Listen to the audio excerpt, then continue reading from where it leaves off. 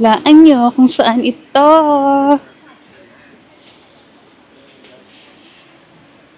Punta tayo sa Daran, the home of chocolate. Chocolate Museum dito sa Zurich. Let's go!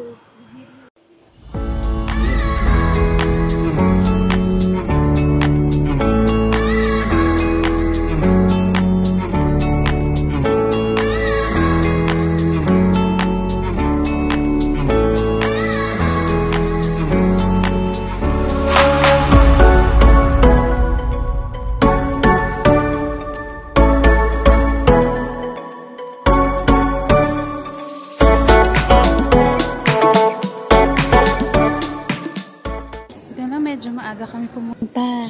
Kasi usually mahaba pila dito para sa ticket. Pwede ka bumili sa online ng ticket, kaso sold out na. For next week na yung mga available. Pag sa online ka bibili. So buti na lang walang pila.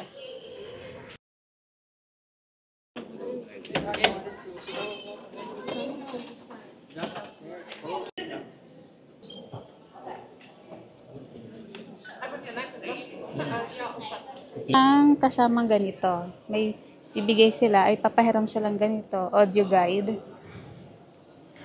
Parang tutur ka niya, sasabihin niya yung mga information, yung mga dadaanan mo, tsaka yung mga makikita mo. Ito yung ticket dito sa Chocolate Museum. This is worth, where is it? 17 Swiss franc for 30 minutes na tour dito sa loob ng museum. So, may mga, naman dito, parang free taste at saka yung paano gagawin yung chocolate, ganyan. Tingnan natin, waiting pa kami sa pag-entrance. 5 minutes more. Freestanding chocolate fountain in the world. In biologic lore films, they will show us how cocoa is grown and cultivated. It's a food of the gods.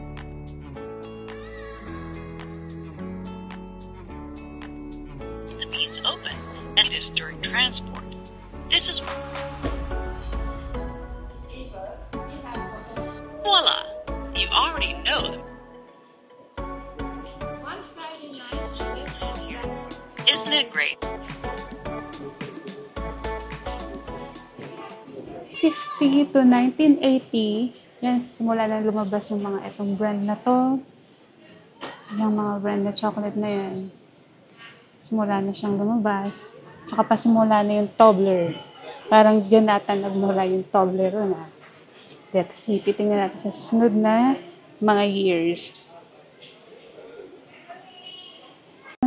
From 1980 hanggang present time, ito na yung mga ginagamit nila at saka yung mga na-produce nilang mga brand ng chocolate. Ayan na nga. Then, Fermina. Ayan, lumabas na. Yan yung makikita natin ngayon sa mga grocery, supermarket, mga bilihan ng chocolates. Ayan. At saka ito, ang pinaka-famous nila. Yung shape niya at saka yung logo niya is from Swiss na mountain. Doon siya kinuha. Galing. Sanitize muna tayo ng kamay. There you go. Ano yung paborito natin portion? Tiki. Tikman natin to. Kuha tayo ng spoon.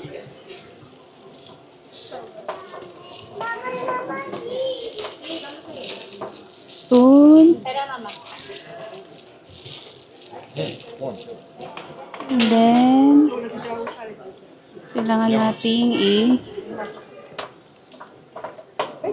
Alright, so ito. Let's see. First taste.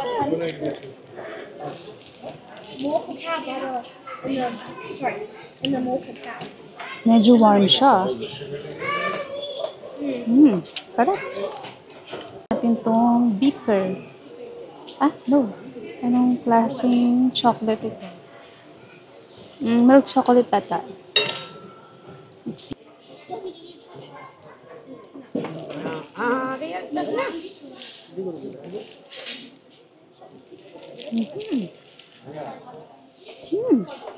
Milk chocolate nga.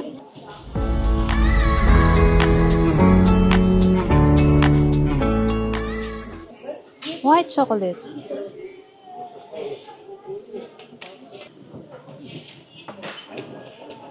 Let's see.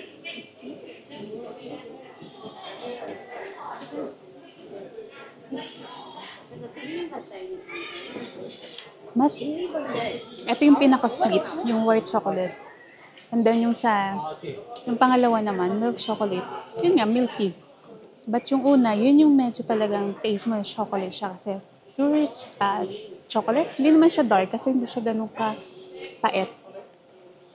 Pero mas bet ko yung una. More chocolate. Let's try some of the notes. Is enrobed with a chocolate filling. Firstly, the prepared mass of the center is pressed through a machine called an extruder and placed on the conveyor belt. You now already have some idea of the basic form of the chocolate mix. The native chocolate is now and then proceeds through a curtain of white, glowing chocolate. How tempting looks this type on anaerobic foods. The name says it all already.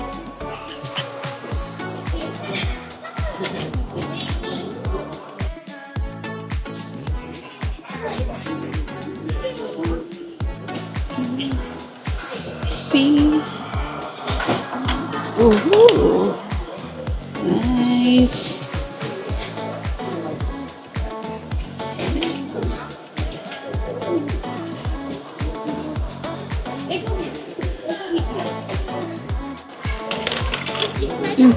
Buti na. I only have this one. Yeah?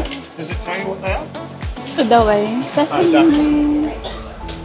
No.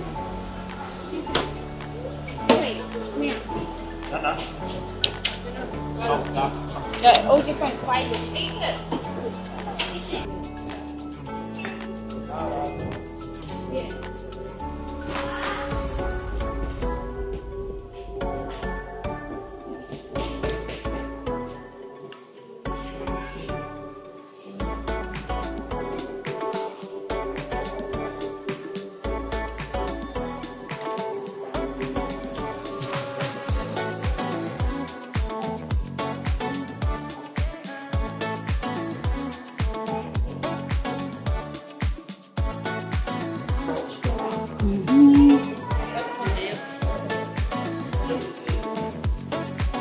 Take one daw.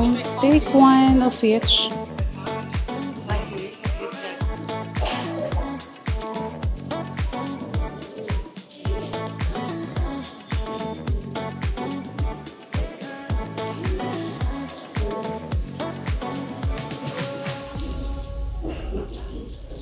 Oh.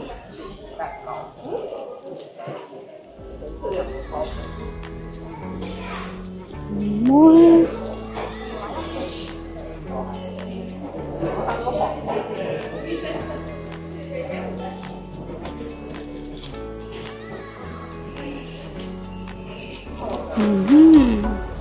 Oops. And the last one.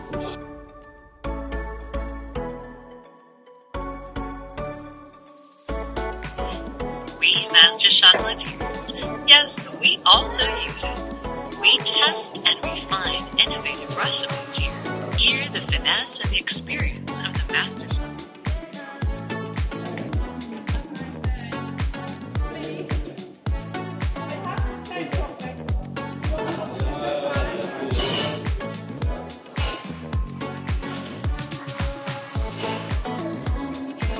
Check na dito sa kabila.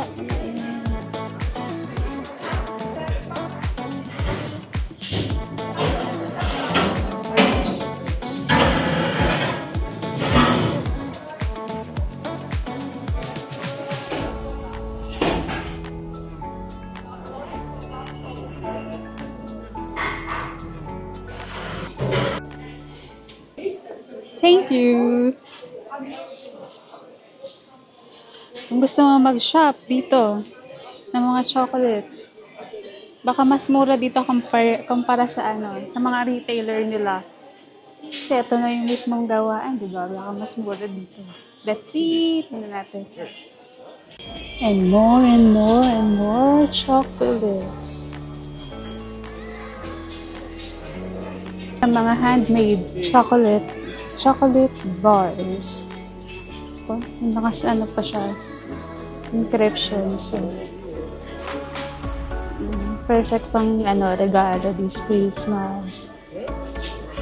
Handmade siya talaga, oh. Yung chocolates. Yung chocolates. Look! Oh my gosh. Oh my God. For chocolate lovers, ito talaga. This is their paradise.